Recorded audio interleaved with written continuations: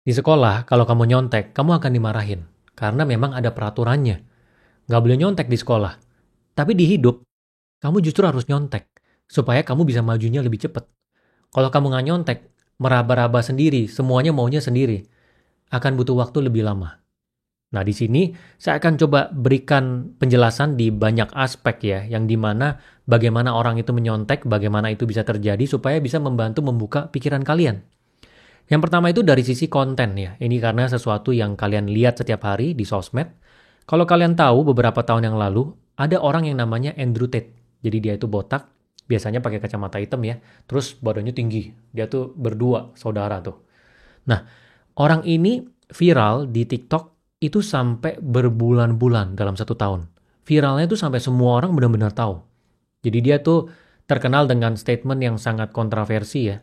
Dia ngomongin soal cowok itu harus maskulin, cowok itu harus kerja keras, jangan split bill, cewek itu nggak boleh kerja. Intinya semua statementnya itu kontroversi. Ujung-ujungnya memang dia menjual kelas. Dia funneling ke dia punya Hustler University. Ya orang-orang itu diarahkan untuk ke kelasnya dia bayar per bulan. Nah tapi ada yang bisa dipelajari dari dia. Cara dia menjadi viral itu intensional. Jadi dia mungkin salah satu yang di awal menemukan bahwa TikTok ini memang video platform. TikTok tidak melihat jumlah follower dari akunnya untuk kasih dia views. Kalau akunnya followernya nggak banyak, tapi kontennya bagus yang ditembak, itu tetap bisa naik. Nah, strategi dia adalah dia pakai tim clipper. Jadi pertama dia bikin konten yang banyak, jadi dia ikut podcast, dia kasih statement yang kontroversi di banyak podcast, kemudian dia juga live banyak sama dia punya saudara, dan dia bikin video seperti ini, ngomong seperti ini ya. Kemudian tim clippernya di belakang itu ada puluhan orang sampai ratusan orang, itu ngeklip semua videonya dia, ditembakin di TikTok dengan berbagai macam akun. Itu setiap hari dilakukan ya, ratusan video dengan berbagai macam editannya, sampai akhirnya dia viral. Viralnya tuh sampai benar-benar semua orang tahu lah. Sampai miliaran views per bulan. Nah, cara yang dia lakukan ini juga diikuti oleh satu coach bisnis di China. Jadi di China ada satu coach bisnis, dia menggunakan cara yang sama.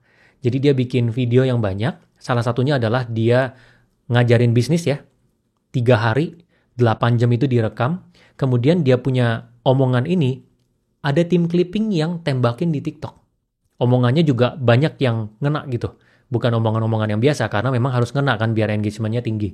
Dia mengikuti cara yang sama dan dia viral juga. Pada saat ditanya, dia bilang caranya dia memang seperti itu. Jadi dia bikin konten yang banyak, setelah itu di belakang ada tim clippernya. Nah, apakah salah dia nyontek? Konten kreator di banyak negara ataupun di Indonesia pasti juga ada yang nyontek caranya si Andrew Tate. Justru mereka yang hebat. Mereka udah lihat ada orang lain yang solve the puzzle, yang tahu caranya gimana, dan dia ikutin. Kalau nggak ngikutin, mikirin sendiri, aduh iya bikin konten satu akun aja, justru salah. Justru harus ikutin. Ada lagi misalnya di Amerika, ada satu influencer namanya Dave Ramsey. Saya nggak tahu kalian tahu atau enggak ya, tapi dia terkenal di Amerika. Dia adalah influencer keuangan. Jadi dia ada jual kelas, dia ada bikin YouTube, dia ada nge-live. Nah nge-live-nya itu dia konsultasi keuangan. Jadi orang-orang itu sering ke live-nya dia untuk telepon dia dan tanya dia. Dia punya pendapatan berapa, yang bisa disisihin berapa, terus dia punya saran itu apa. Dia juga sama, dia nge-live untuk funneling orang-orang ke kelasnya dia, funneling orang-orang untuk pakai aplikasi keuangannya dia. Nah, ini juga ditiru di China. Ada orang yang pakai yang sama persis. Dan konsepnya si Dave Ramsey, dia kan bikin satu konsep ya, dimana kalau kita mau financial freedom itu ada 7 langkah ya. Dia sebutnya 7 baby steps. Step 1 itu adalah simpan $1.000, ya, kemudian yang kedua itu bayar utang-utang ya di luar dari KPR, kemudian dari yang ketiga adalah simpan uang 3 sampai 6 bulan pengeluaran. Yang keempat adalah invest 15% ya dari pendapatan untuk masa pensiun. Terus yang kelima biaya pendidikan anak, keenam bayar KPR, ketujuh akumulasi kekayaan dan memberikan. Nah, dia punya konsep The 7 Baby Steps ini juga ditiru di China. Di negara lain saya juga yakin ada konten kreator yang niru dengan cara yang sama. Dia punya konsep tinggal ganti kata-katanya aja, terus ujungnya jual kelas ataupun jual aplikasi. Apakah salah? Dia juga nggak paten kok. Dan belum tentu dia ini yang pertama kali menemukan ini. Mungkin saja ini dia juga hasil dari ketemu orang lain yang advice dia. Oh, ini caranya 7 langkah ini nih yang lo harus lakukan. Kemudian langkah ini dia komersialkan. Ya, dia bikin satu konsep, dia publikasikan di website dia namanya Ramsey Solution. Nanti kalian bisa cek sendiri. Apakah salah orang-orang yang menciplak caranya dia? Ya nggak salah, karena juga nggak ada patennya. Dan itu adalah cara yang baik. Dia sangat terkenal di Amerika. Dikenal sebagai sosok keuangan. Kemudian Mister Beast. Nah ini kalian pasti tahu ya. Dia ini kan salah satu YouTuber yang followernya paling banyak. Sampai ratusan juta. Dia punya konten itu terkenal dengan editannya yang sangat intens. Setiap 3 detik ada sesuatu yang berubah. Entah itu ada suara, entah itu zoom in, entah itu ada tambahan gambar. Intinya setiap 3 detik itu bisa bikin kita nonton terus sampai videonya habis. Nah, caranya dia juga diciplak banyak sekali konten kreator. Ada konten kreator di Rusia yang nyonteknya tuh 100%. Jadi bukan nyontek dan dimodifikasi ya. Kalau orang lain kan nyontek modifikasi. Dia nyonteknya 100%. Jadi Mister Beast ngubur dirinya di dalam tanah, dia juga kuburin diri dalam tanah. Mister Beast thumbnailnya apa, dia thumbnailnya apa. Dan it works. Dia pakai bahasa Rusia. Banyak orang yang awalnya nggak tahu. Tapi lama-kelamaan tahu karena dia kan benar-benar nyontek 100%. Gitu. Tapi balik lagi, apakah salah nyontek? Toh ini nggak ada patennya. Memang secara integritas kalau 100% gini salah ya. Seharusnya ada modifikasinya. Misalnya challenge-nya dikubur di mana dia rubah lah. Gitu ya, jangan benar-benar plek-ketiplek. Ini sampai editan videonya pun 100% sama. Gitu. Tapi menyontek ini apakah salah? Ya balik lagi. Justru kalau kita menyontek kita tahu cara terbaik itu seperti apa. Ya idealnya adalah menyontek dan modifikasi. Tetap dirubah sesuai dengan caranya kita. Dan menyontek ini sangat membantu untuk bisa lebih cepat ya. Dalam bisnis juga sama. Kalau kita lihat perusahaan China, itu banyak sekali yang jago nyontek. Bahkan dulu ada jokes ya di tahun 2000-an. Kalau misalnya mau expo di China, ya kita bawa mesin expo di China, itu mesinnya nggak boleh ditinggal kelamaan. Maksimal 1-2 hari. Kalau kelamaan, nanti dalam 2 minggu tiba-tiba ada mesin dari China yang sama persis. Karena orang China sangat jago dalam reverse engineering. Maksudnya apa? Mesin yang udah jadi, dia analisa, dia pecahin, jadi banyak pecahan, terus dia bisa bikin ulang mesinnya. Namanya reverse engineering. Nah, China itu jago sekali dalam menciplak. Ya banyak sekali produk dari US itu diciplak di China. Dan model ngeciplak ini bukan selamanya ya. Banyak sekali negara-negara yang ciplak, China ataupun Korea yang awalnya ngeciplak, tapi lama-lama jadi inovator. Ya jadi dia udah sampai di titik dia ciplak dan dia tahu caranya untuk berinovasi. Kayak misalnya handphone dari China. Huawei, itu kan ada yang lipat 3. Itu dia yang pertama kali tuh. Dia inovasi. Samsung juga sama. Ada banyak produk-produk yang dia munculin dia pertama kali. Padahal sebelumnya dia adalah penciplak yang hebat. Jadi dia nyontekin aja. Yang di luar yang terbaik apa dia contekin. Gitu. Jadi dalam bisnis juga sama. Dan di US, Mark Zuckerberg ya, pendiri dari Facebook, juga sama, jago nyontek. Kayak misalnya Instagram. Kamu pasti pakai Instagram. Instagram kan ada Instagram Story. Itu nyontek dari mana? Dari aplikasi Snap. Di Amerika ada aplikasi namanya Snap, itu warnanya kuning. Itu dia terkenal dulu dengan di mana orang bisa kirim video untuk 30 detik, 60 detik terus videonya hilang. Itu diciplak ya, benar-benar dinyontekin sama si Mark Zuckerberg, dia masukin ke Instagram, muncul Instagram Story. Instagram Reels juga sama, nyontek dari TikTok. Kalau si Mark Zuckerberg-nya nggak nyontek, dia keras gitu, dia bilang, oh kita harus cari cara sendiri, ya itu beda ya. Dia bisa mati sama TikTok. Dia bisa mati sama Snap. Ya, jadi memang dia bertahan ya karena dia memang juga jago nyontek. Jadi balik lagi ya, ini juga berlaku di dalam bisnis. Nah, kalau misalnya kamu adalah pebisnis dan bisnis kamu dicontek dan kamu kalah sama yang nyontek kamu, itu salah kamu. Kenapa? Seharusnya kamu dari awal mulai bisnis kamu udah pikirin bisnis kamu bisa dicontek atau enggak. Gampang atau enggak orang lain mulai bisnis yang sama. Gimana caranya supaya bisnis ini susah ditiru? Nah, saya juga dulu pada saat menjalankan aplikasi yang periklanan di atas motor, yang dimana ada aplikasi menghubungkan pengiklan dengan pengendara motor. Ya kalau dia mau ngiklan, nanti kita cariin pengendara motor, di belakangnya tempelin bracket yang ada iklannya.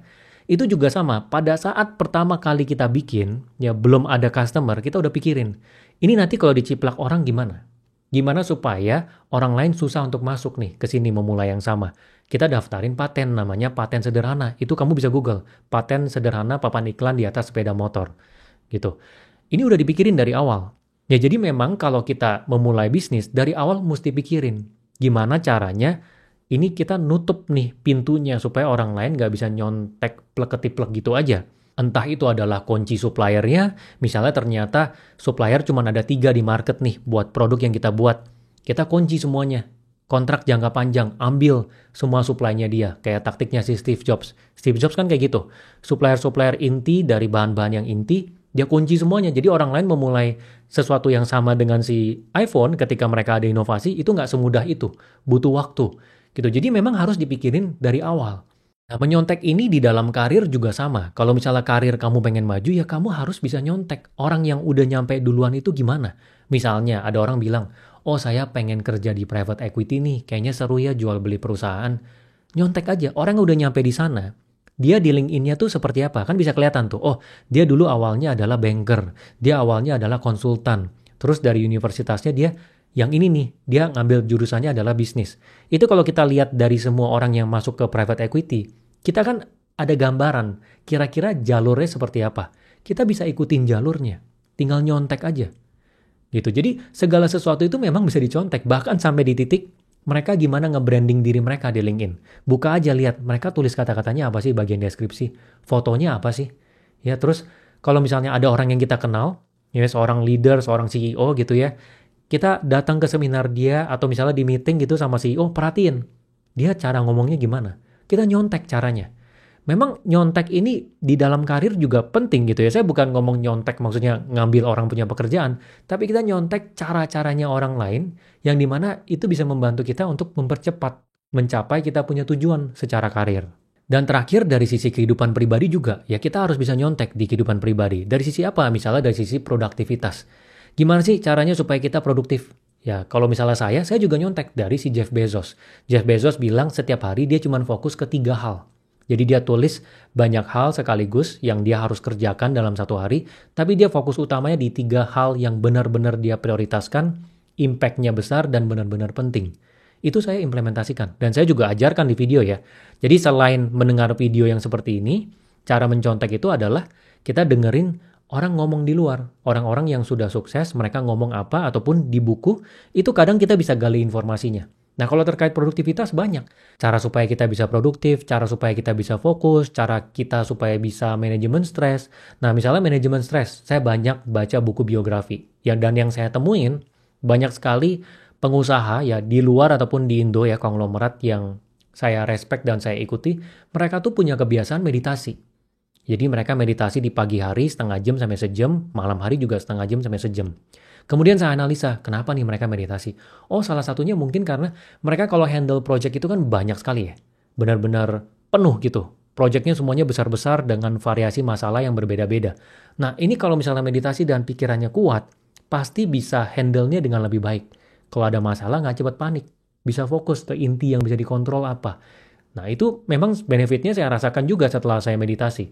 Tapi intinya saya juga nyontek dari sisi kebiasaan. Dari sisi keuangan juga sama. Kalau misalnya kamu pengen kaya, ya belajar dari orang yang sudah kaya. Nyontek dari dia. Cara dia gimana? Oh, ternyata dia uang masuk, langsung dia tembak ke portfolionya. Dia udah punya portfolionya, dia tahu persentasenya berapa. Dia bayar diri sendiri dulu, baru sisanya dipakai buat dia hidup. Ternyata dia nggak bayar dulu, baru sisanya ditabung. Gitu. Jadi teknik-teknik yang dipakai oleh orang, kita contek. Dan teknik menyontek ini juga berlaku sampai di level berpasangan. Kalau misalnya kita menikah sama orang, kita pengen sampai bertahan 50 tahun, 60 tahun, kita nyontek orang yang udah bertahan sampai sebegitu lama. Itu mereka ngapain sih? Kita lihat di luar ada nggak sih orang yang sudah menyediakan infonya? Kayak Anthony Robbins, dia kan bilang, dia juga mempelajari masalah ini. Dia bilang salah satu caranya adalah memperhatikan hal-hal kecil. Misalnya kasih hadiah kalau lagi ulang tahun, ngomong terima kasih, ngomong sayang, tiap kali ketemu senyum, peluk, itu bisa menjaga keharmonisan dalam hubungan dalam jangka waktu yang panjang. Nah, cara-cara kayak gini, ini kan kita kalau nyontek akan sangat membantu sekali. Daripada kita pikirin sendiri gitu ya, caranya gimana nih supaya hubungan ini. Itu bisa ketemu caranya. Bisa seperti cara yang tadi Anthony Robbins ngomong, tapi mungkin lebih lama. Cara paling cepat adalah nyontek. Karena semua masalah yang kita hadapi dalam hidup kita, di berbagai aspek kehidupan, itu pasti ada orang yang udah duluan alami gitu. There is nothing new under the sun, ya. Nggak ada hal yang baru. Misalnya kalian sekarang susah, kalian pengen jadi kaya. Ada orang yang pernah di posisi yang sama dan jadi kaya. Inti dari video ini adalah saya ingin mengajak kalian untuk belajar menyontek dengan positif. Jadi maksudnya kita lihat apa yang sudah dilakukan oleh orang lain yang sudah mencapai yang kita inginkan, kita contek caranya dan kita modifikasi. Jadi bukan nyontek plek-ketiplek ya, yang dimana kayak tadi, misalnya kalau orang bikin konten diciplak 100% sampai skrip-skripnya, ya itu melanggar lah. Itu kan ada hak ciptanya dia juga dan nggak etis. Tapi intinya menyontek cara. Ya, kalau kamu mendorong diri kamu untuk menyontek di berbagai aspek kehidupan kamu, kamu akan majunya lebih cepat, gitu. Jadi ingat ya, jangan cuma dicatat, tapi dipraktekkan dalam kehidupan kamu. Karena kalau kamu cuma catat doang, iya-iya doang di video ini, kamu nggak bakal maju. Semoga membantu ya.